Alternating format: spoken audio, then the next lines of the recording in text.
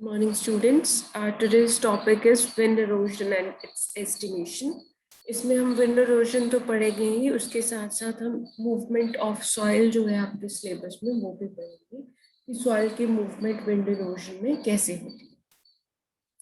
So without wasting the time, let us start the topic. Wind erosion. Wind erosion क्या है? जैसे कि हम already erosion पढ़ चुके हैं. Erosion होता है removal of the top layer of soil basically and its deposition to some other place, to some other new place is known as erosion. और ये erosion जो होती है हमारी, ये होती है two types में mainly. One is wind erosion, second one is water erosion. Water erosion हम already कर चुके हैं. Already I have recorded the lecture for that. So let us start with the wind. Wind erosion is a serious environmental problem. It is no way less severe than water erosion. तो ये भी उतना ही serious है जितना कि water erosion है. Similar seriousness, similar losses.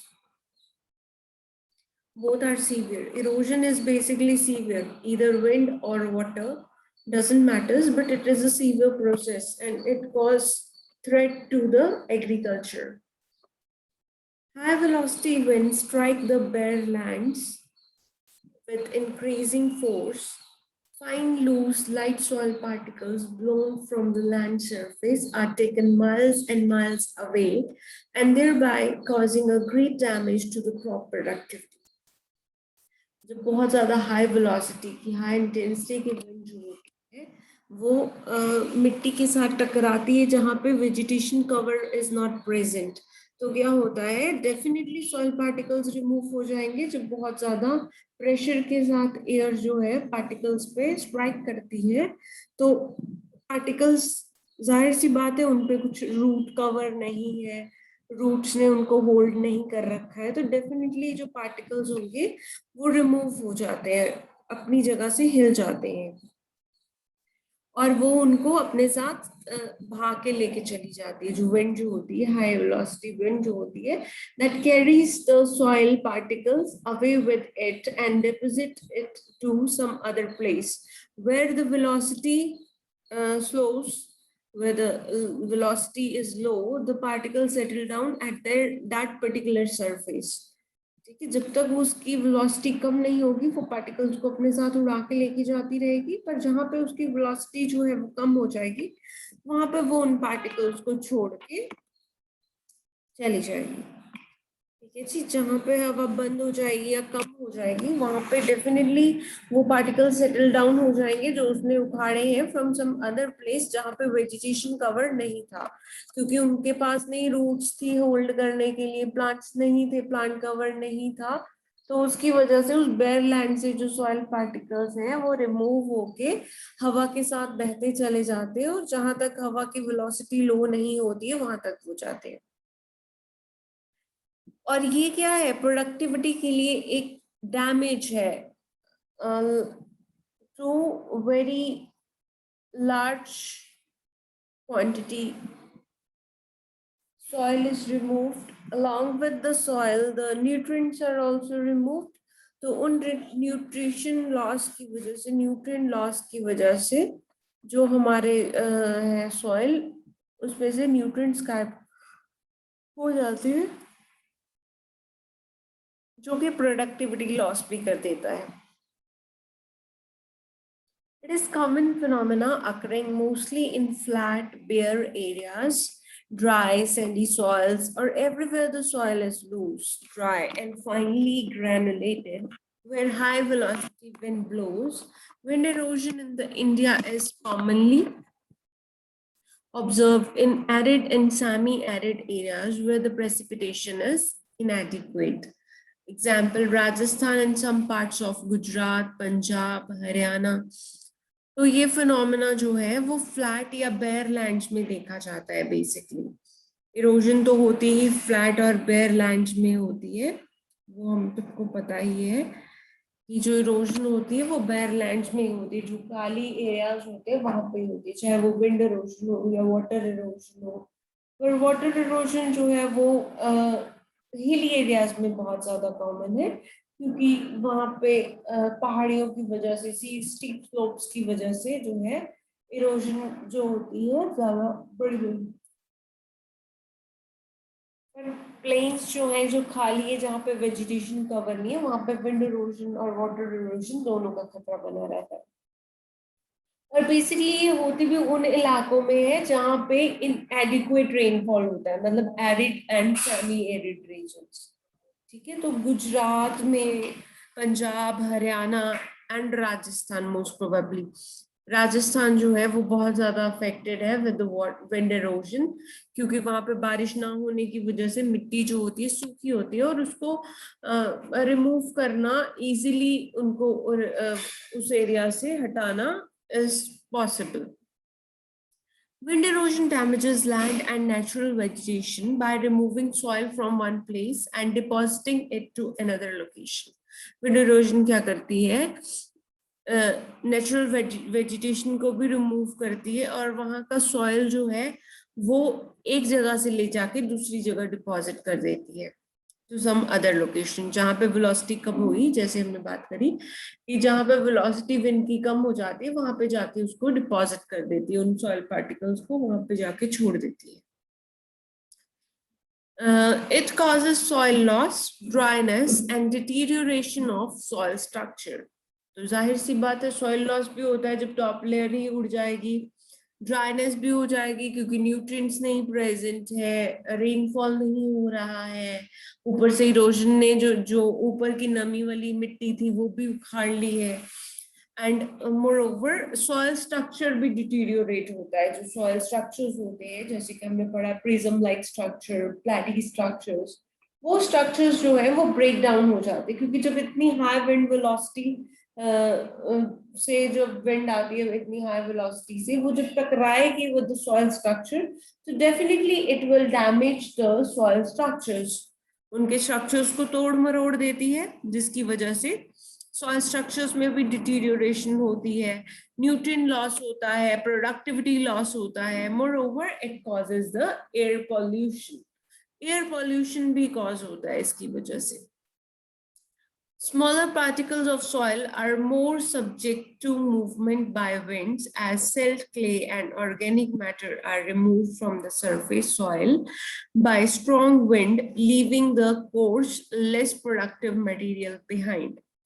Smaller particles जो है वो ज्यादा इसकी चपेट में आते हैं, क्योंकि वो उनको इजीली रिमूव कर पाती है, क्योंकि ऑर्गेनिक मैटर भी साथ में प्रेजेंट होता है, उसको भी ले जाती है, न्यूट्रिएंट्स को भी ले जाती है, सैंड सिल्ट और क्ले को भी ले जा सैंड सॉरी सिल्ट और क्ले को भी ले जाती है, और नीचे क्या रह जाते हैं? कोर्स पार्टिकल्स, जो ज्यादा बड़े पार्टिकल्स हैं वो सिर्फ रह जाते हैं, और उससे क्या होता है? प्रोडक्टिविटी लॉस होती है, क्योंकि वो जो कोर्स पार्टिकल्स होते हैं that are incapable of producing a good yielding crop, तो उसी की वजह से क्या होता है, हमारा जो कोर्स पार्टिकल्स हैं वो नीचे रह जाते हैं, क्योंकि वो बड़े होते हैं और वो लेस प्रोडक्टिव मटेरियल होता है, क्योंकि ना तो उसमें ऑर्गेनिक मैटर प्रेजेंट है, ना तो उसमें न्यूट्रिएंट्स प्रेजेंट है जितने हमें चाहिए इन एडिक्वेट क्वांटिटीज।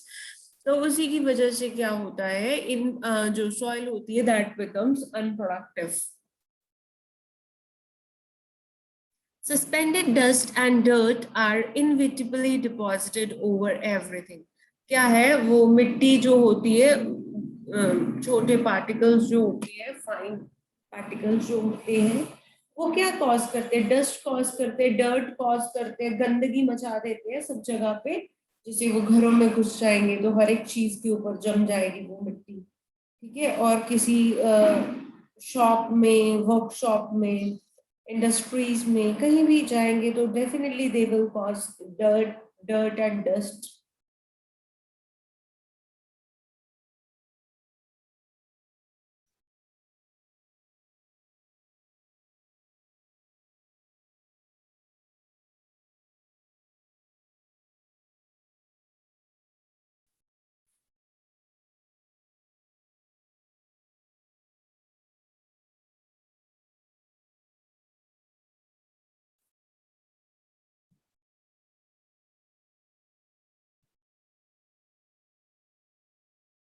ठीक है जी। तो ये डर्ट एंड डस्ट जो है वो बेसिकली नॉट गुड है, वो पॉल्यूशन कॉज करते हैं, गंदगी मचाते हैं।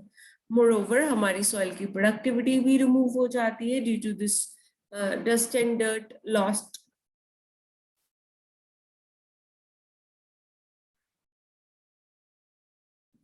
It blows on and inside homes, covers roads and highways, smoother crops.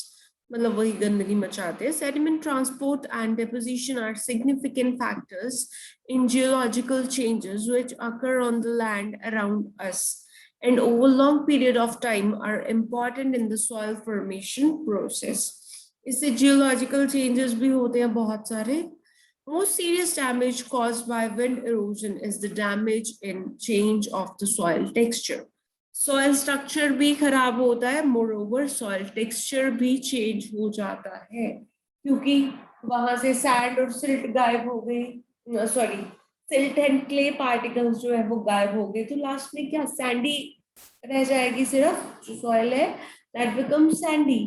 तो उससे क्या होता है, सैंडी सॉइल एक तो उसमें पोर स्पेस ज्यादा होती है, वाटर होल्डिंग कैपेसिटी लेस होती है ना, और क्या होता है ऑर्गेनिक मैटर भी प्रेजेंट नहीं होता है, तो डेफिनेटली सैंडी सॉइल जो है वो बहुत सारी क्रॉप्स के लिए इनएडिक्वेट है.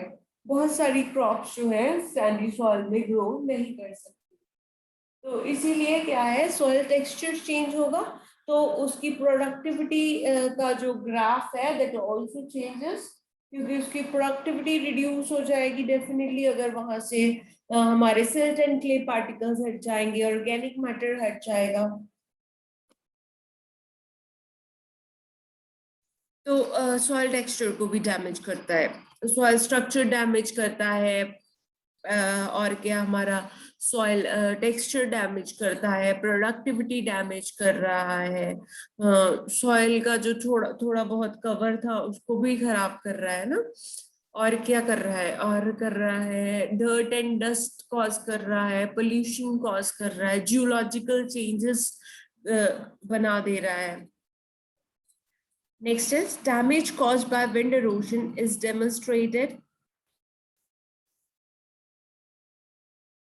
ये आप देख सकते हैं in the picture, wind erosion दिखाई गई है इसमें, देख रहे हैं फाइन पार्टिकल्स उड़ते हुए, कोर्स पार्टिकल्स नीचे रह जाते हैं, फाइन जो है वो उड़ जाते हैं, और ये डर्ट एंड डस्ट कॉज हो रही है, दिख रहे हैं ना आप, पॉल्यूशन जैसा दिख रहा है. Please see the picture carefully, you can see the wind erosion and its effects too. अब कौन से फैक्टर्स है जो अफेक्ट करते हैं wind erosion? Climate, soil, vegetation are the three major factors affecting wind erosion at any particular location. Climate वही कि जब high velocity of wind होती है, तो दूसरा रेनफॉल कम होता है, तो वहां से डेफिनेटली विंड इरोजन होगी होगी क्योंकि हवाएं तेज चलती ही हैं. बेसिकली हम देखते हैं ना in the month of May, June, July, ये 3-4 मंथ्स जो होते हैं इसमें बहुत ज्यादा विंड्स ब्लो होती है, और वो विंड्स भी ऐसी नॉर्मल नहीं होती है, उसकी वेलोसिटी काफी ज्यादा हाई होती है. तो उस हाई वेलोसिटी की वजह से क्या होता है, जो हमारी सॉइल पार्टिकल्स हैं वो अलग हो जाते हैं, क्योंकि आप जैसे सोइंग भी हमारी जून में स्टार्ट होती है ना, तो मई में जो विंड्स आती है वो बेयर सॉइल पे आती है ना, क्योंकि तब तक हम नहीं करके ये राइस वगैरह सो नहीं करते हैं, तब तक हमारी सिर्फ नर्सरी रेडी हो रही होती है उसकी. तो उस दौरान जो हमारे खेत होते हैं वो खाली पड़े रहते हैं, उस वक्त अभी बारिश भी नहीं हुई होती, जिसकी वजह से क्या है, सॉइल पार्टिकल्स को रिमूव करना बहुत ज्यादा इजी हो जाता है. विंड का जो टारगेट है दैट बिकम्स इजी, क्योंकि सॉइल खाली है, बेयर है लैंड. दूसरा वेलोसिटी ऑफ विंड होती है बहुत ज्यादा हाई होती है, बारिश भी नहीं हो रही होती है उस टाइम पे. तो क्या होता है, पहला जो है हमारा वो है क्लाइमेट. दूसरा सॉइल, हमारा सॉइल कैसा है, उसमें न्यूट्रिएंट्स कैसे प्रेजेंट है, उसकी वाटर होल्डिंग कैपेसिटी कैसी है, उसके ऊपर भी डिपेंड करता है ना। सॉइल स्ट्रक्चर अगर जितना ज्यादा साथ में मतलब वो बॉन्ड्स बने होंगे सॉइल में, उतना ज्यादा डिफिकल्ट होगा विंड को उसको रिमूव करना। पर जब उसके बॉन्ड्स जो आपस में पार्टिकल्स के वीक होते हैं तो उसको तोड़ना बहुत इजी हो जाता है विंड के लिए। Next is vegetation. वही कि अगर वेजिटेशन है किसी एरिया में तो विंड उसको या तो खराब नहीं करेगी, या अगर करेगी भी तो बहुत कम क्वांटिटी में करेगी। पर अगर वहीं पे वेजिटेशन कवर जो है वो प्रेजेंट नहीं है तो डेफिनेटली जो हमारी विंड है वो बहुत ज्यादा अफेक्ट करती है हमारे सॉइल को। तो क्योंकि वो एक तो उसकी रूट्स नहीं, वहां पे कोई रूट्स नहीं प्रेजेंट होती है, अगर वेजिटेशन नहीं होता है तो उसको होल्ड करके रखने के लिए कुछ नहीं है ना। तो ये चीज हो जाती है। ये तीन चीजें हैं, क्लाइमेट, सॉइल एंड वेजिटेशन, जो मेजर रोल प्ले करती है in the wind erosion. The climatic factors that affect the wind erosion are the characteristics of wind itself, जो है velocity and direction। ठीक है, क्लाइमेटिक फैक्टर्स वही जो वेलोसिटी और डायरेक्शन है, in addition to the precipitation, humidity and temperature. ये भी हम ऑलरेडी डिस्कस कर चुके हैं। टेम्परेचर यही होता है कि अगर लो टेम्परेचर होगा तो क्या होता है कि सॉइल में नमी थोड़ी ज्यादा देर तक टिकी रहती है। अगर टेम्परेचर हाई होता है, मतलब सनी डेज में ज्यादा हॉट एंड सनी डेज होते हैं, तो डेफिनेटली नमी जो है वो लॉस्ट हो जाएगी। इवेपोरेशन होता है, रेट ऑफ इवेपोरेशन इंक्रीज हो जाता है हाई सनी डेज में, तो फिर डिफिकल्ट हो जाता है।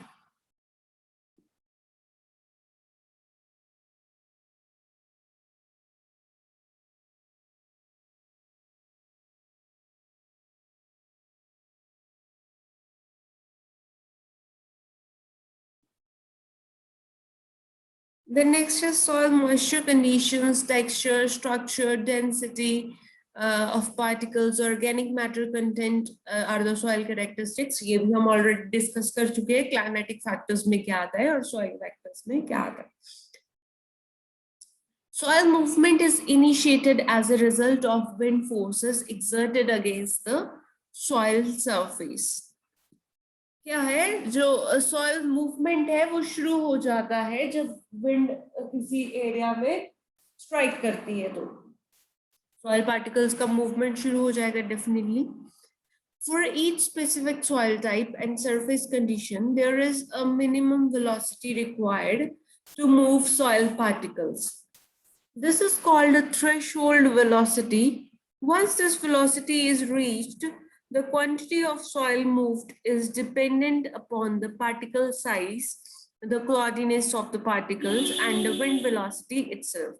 जब velocity एक पीक पे पहुंच जाती है तो हम ये देखते हैं कि कितना सॉइल जो है वहां से हट गया है, और वो सॉइल का मास जो है वो किस चीज पे डिपेंडेंट है। एक तो पार्टिकल साइज कितना है, कोर्स है, फाइन है, ठीक है, फिर क्लॉरीनेस कितनी है, आपस में बॉन्डिंग कितनी है, फिर विंड वेलोसिटी कितनी ज्यादा है, उसके हिसाब से भी तो सॉइल मूवमेंट होगी। अगर ज्यादा बहुत ज्यादा विंड वेलोसिटी है तो बहुत ज्यादा मास जो है सॉइल का वो लॉस्ट हो सकता है एक बारी में। पर अगर विंड वेलोसिटी ठीक है, मीडियम सी है, तो फिर थोड़ा थोड़ा करके जो सॉइल लॉस है होता है।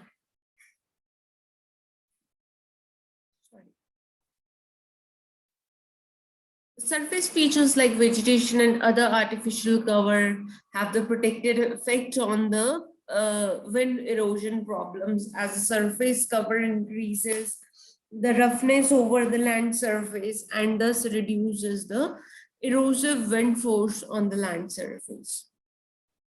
वही कि जैसा अगर वेजिटेटिव कवर उस पर प्रेजेंट होगा तो जो सॉइल है वो कम उड़ेगा, है ना। अगर मल्चिंग करके रखी है हमने किसी एरिया में, मल्चिंग समझते हो, trouble mulching, straw mulching, plastic sheet से भी मल्चिंग ढक दिया है अगर हमने बेसिकली, तो उसको मल्चिंग बोलते हैं। तो अगर मल्चिंग भी करके रखिए तो भी हमारा सॉइल लॉस नहीं होगा क्योंकि हमने उसको ढक दिया है, उसको निकलने के लिए कहीं से जगह ही नहीं है।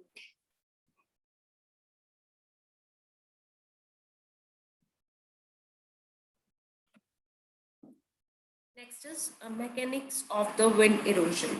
अब हम इसमें पढ़ेंगे मैकेनिक्स कैसी है विंड इरोजन की। इसी में सॉइल मूवमेंट भी कवर्ड है।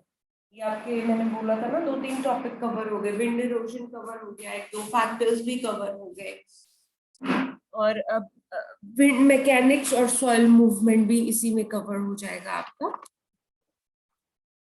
तो ये पूरा फिनोमेना क्या है, मैकेनिक्स क्या है इसकी। फर्स्ट वन जो है वो है इनिशिएशन ऑफ द मूवमेंट, जब मूवमेंट है स्टार्ट ही होती है। दूसरा है ट्रांसपोर्टेशन, तीसरा है deposition.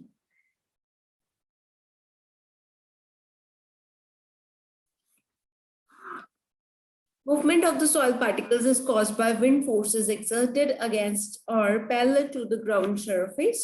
The erosive wind is turbulent at all heights except very close to the surface.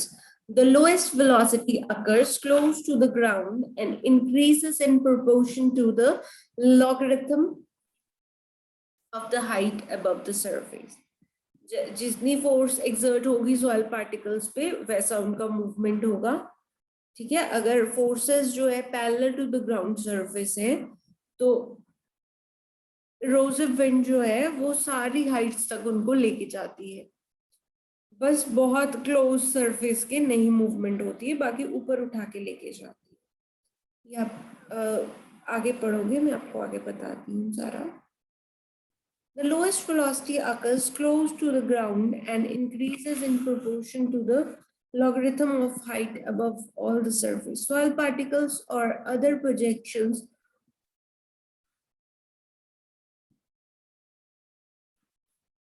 on the surface absorb most of the force exerted by the wind on the surface. However, if the soil particles are lighter and loose, the wind may lift them from the surface in initiation process. अगर हमारे जो soil particles है या बहुत fine है और दूसरा वो बहुत ज्यादा लूज है तो उनको इजीली लिफ्ट कर सकती है इनिशिएशन प्रोसेस में। A minimum threshold velocity is required to initiate the movement of soil particles. जो मिनिमम थ्रेशोल्ड वेलोसिटी है विंड की वो रिक्वायर्ड होती है सॉइल के मूवमेंट के लिए। Thus the threshold velocity is the minimum wind velocity needed to initiate the movement of soil particles. The magnitude of the threshold velocity is not fixed for all places and conditions, but it varies with the soil conditions and the nature of the ground surface. जो हमारी minimum wind velocity है वो सब जगह के लिए same नहीं होती है, अलग होती है अलग एरियाज की according to its soil structure texture. For example,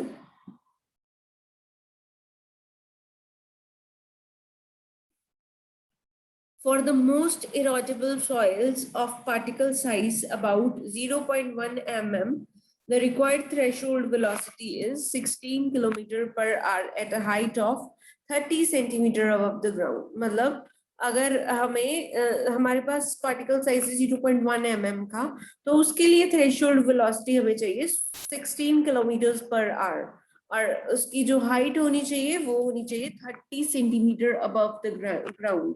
मतलब बिल्कुल ग्राउंड को छू के नहीं निकलनी चाहिए, 30 सेंटीमीटर कम से कम अबव होनी चाहिए टू द ग्राउंड लेवल। अब हम बात करेंगे initiation of the movement. The soil particles are first detached from their place by the impact and cutting action of the wind. वही कि soil particles जो है वो डिटैच होते हैं अपनी ओरिजिनल प्लेस से, क्योंकि जो विंड है वो एक छुरी के रूप में चलती है जो कि कट करके उनको अपने साथ लेके चली जाती है।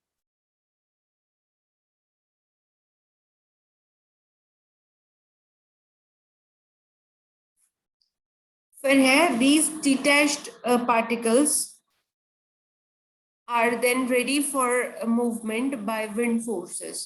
और फिर ये डिटैच पार्टिकल्स जो होते हैं मूवमेंट के लिए रेडी हो जाते हैं विंड फोर्सेस के साथ। After this initiation of movement, soil particles are moved or transported by distinct mechanisms. फिर इस इनिशिएशन हो जाती है मूवमेंट की और वो रेडी हो जाते हैं उसके साथ उड़ने के लिए। और ये जो है ट्रांसपोर्टेशन जो होती है वही सॉइल मूवमेंट है, जो कि अलग अलग तरीकों से होती है, उसके अलग अलग मैकेनिज्म्स हैं, वो हम पढ़ेंगे। आगे है transportation. Transportation of the soil particles are of 3 distinct types. 3 type से होती है according to the size of particles. Particle size के हिसाब से 3 टाइप से होती है। नंबर 1 इज सस्पेंशन, ये आप डायग्राम में देख सकते हैं। Number 2 is saltation and number 3 is creep. इसमें इन्होंने हमें पार्टिकल साइज भी बना के दिखाया, आप देख सकते हैं। ये तो ब्राउन कलर का, सस्पेंशन में बहुत छोटे पार्टिकल्स, फाइन पार्टिकल्स दिख रहे हैं, सॉल्टेशन में उससे बड़े पार्टिकल्स दिख रहे हैं, and in the creep, surface creep में हमें सबसे बड़े पार्टिकल्स दिखाई दे रहे हैं। अगर आप देख पा रहे हो तो देखिए please, mechanics of the wind erosion. तो वो है, ये 3 टाइप का है, suspension, saltation and surface creep. ये हम आगे पढ़ते हैं क्या है इसमें। which occurs during the wind erosion transportation. While soil can be blown away at virtually any height, the majority, over 93% of the soil movement transportation takes place at or within 1 meter height from land surface. 1 metre की height तक जो 93% soil particles हैं वो उड़ सकते हैं, उससे ज्यादा नहीं। These transportation mechanisms of soil particles due to wind is shown in 14.2 figure। जो हम ये फिगर देख रहे हैं, एरो दिख रहा है जहां पे आपको, ये है सस्पेंशन, ये है सॉल्टेशन एंड ये है क्रीप। ये है मैकेनिक्स या फिर सॉइल मूवमेंट। इसको हम डायग्राम को ऊपर ऐसे ही रख लेते हैं ताकि आपको इजी हो जाएगा।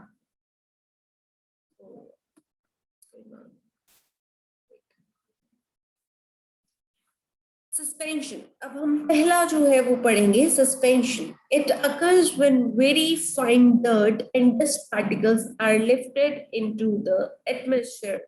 डायग्राम में ही आपको दिखाई दे रहा होगा कि जो बहुत small dirt and dust particles होते हैं वो हवा के साथ ऊपर चले जाते हैं और एटमॉस्फेयर में मूव करते हैं। They can be thrown into the air through impact with other particles or with wind itself। ठीक है, वो पार्टिकल्स के साथ भी अट्रैक्ट और रिपेल होके जाते हैं इधर उधर। दूसरी बात क्या है, विंड भी उनको धक्का मारती है। These particles can be carried very high and be transported over very long distances in the atmosphere। जो 7% रह जाते हैं 93% के बाद, वो है ये पार्टिकल्स। ये बहुत दूर तक चले जाते हैं ऐसे ही, क्योंकि बहुत फाइन होते हैं तो इजीली इनको उड़ने में दिक्कत नहीं होती है, थोड़ी सी वेलोसिटी के साथ भी आगे आगे जाते रहते हैं और बहुत लॉन्ग डिस्टेंस जो है कवर करके जा सकते हैं। Soil moved by suspension is the most spectacular and easiest to recognize among the 3 forms। जब हाई वेलोसिटी विंड दिखती है तो आपको छोटे पार्टिकल्स जो है उड़ते हुए, क्योंकि वो गंदगी मच जाती है, पॉल्यूशन जैसा फील आता है, तो वो आपको ज्यादा दिखते हैं हवा में। सॉइल मूव बाय, ये सबसे स्पेक्टेकुलर जो है, इजीली जो हम देख पाते हैं, स्पेक्टेकुलर होता है, हम आंखों से देख पाते हैं, वो उनमें से एक है। 3 फॉर्मों में से ज्यादा स्पेक्टेकुलर फॉर्म है suspension. The soil particles of less than 0.1 mm size are subjected to suspension, and around 3 to 40% of the soil weights are carried by the suspension method of soil transport under the wind erosion। 3 से लेके 40% जो soil erosion होती है वो suspension की वजह से होती है। आगे है सॉल्टेशन। सॉल्टेशन आप इसमें देख पा रहे हैं, ये वाली, this is a saltation. The major fraction of the soil moved by wind is through the process of saltation। जो 93% हमने पढ़ा था वो saltation की वजह से होता है। Saltation movement is caused by the pressure of wind on the soil particles as well as by the collision of the particles with other particles.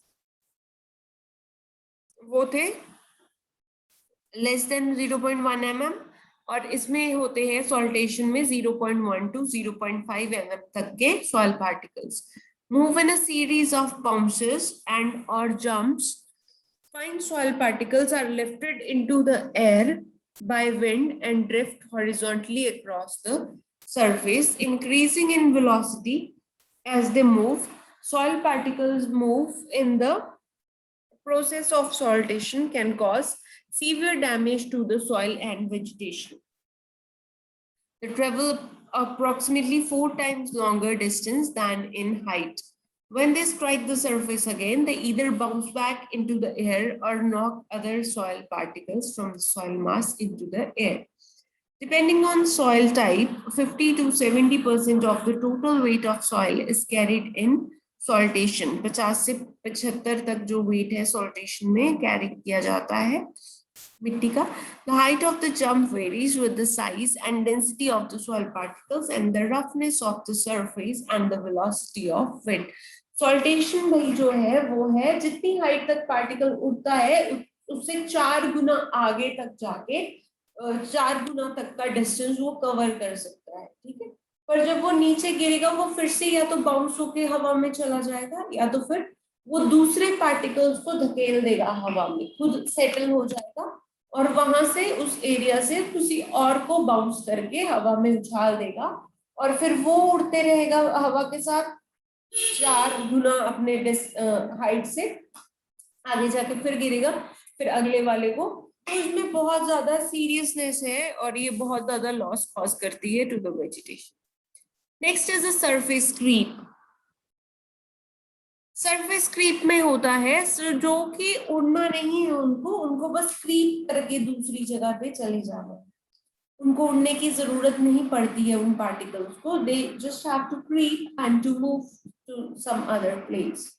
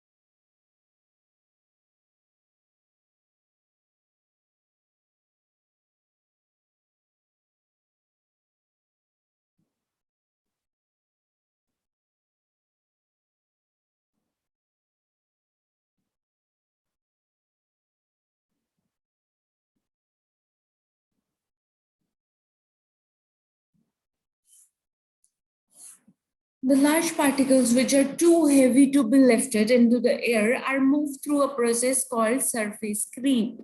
जो पार्टिकल्स उठाए नहीं जाते बहुत ज्यादा हेवी होते हैं मतलब more than 0.5 mm of size जिसका डायमीटर होता है 0.5 to 2 mm तक. इतने ज्यादा भारी हो जाते हैं वो सॉइल विंड के लिए कैरी करने. तो उनको क्या किया जाता है वो एक प्रोसेस के थ्रू मूव किए जाते हैं जिसको हम सरफेस क्रीप बोलते हैं. In this process, the particles are rolled across the surface after coming into the contact with the soil particles in saltation.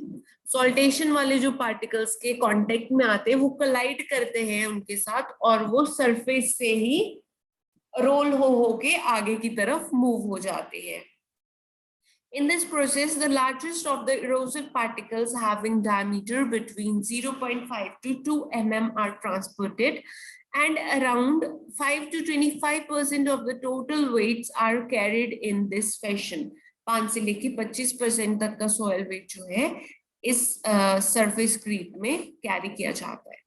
Overall, the mass of soil moved by the wind is influenced primarily by particle size, gradation of particles, wind velocity, and the distance along the eroding area. Winds, being variable in velocity and direction, produce eddies and cross currents that lift and transport soil. The amount of soil moved depends upon the median particles and the difference in threshold and actual wind velocity. The mass of the soil moved can be related to influencing the parameters of the following equation. Quantity of the soil moved, fifth to fifth, V to V 3 upon D 0.5. V जो है वो है wind velocity, V जो है वो है threshold velocity and D जो है वो है particle diameter. तो ये था हमारा ट्रांसपोर्टेशन का सिलसिला, जैसे सॉइल मूव करती है. तो सॉइल क्रीप, सरफेस क्रीप जो है वो भी डिपेंड करता है कि पार्टिकल साइज क्या है, पार्टिकल का नेचर कैसा है. ठीक है, कोर्स है, फाइन है, सैंडी है, लोमी है, सिल्टी है. ठीक है, उस चीज पे डिपेंड करके जो सरफेस क्रीप है वो कर होता है. Next is deposition. Deposition of the soil particles occurs when the gravitational force is greater than the force holding the particles in the air. This generally happens when there is a decrease in the wind velocity caused by the vegetative or other physical barriers like ditches and benches. Raindrops may also take dust out of the air. फिर deposition का होता है कहीं जाके deposit हो जाना particles का. तो अब पार्टिकल्स कहाँ पे जाके डिपॉजिट होते हैं?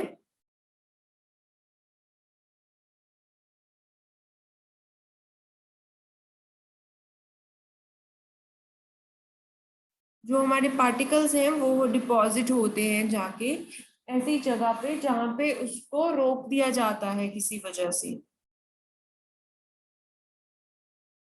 जहाँ पे पार्टिकल विंड वेलोसिटी कम हो जाती है या तो फिर किसी वजह से बैरियर्स की वजह से वो रुक जाते हैं, वहां पे जाके वो डिपॉजिट हो जाते हैं.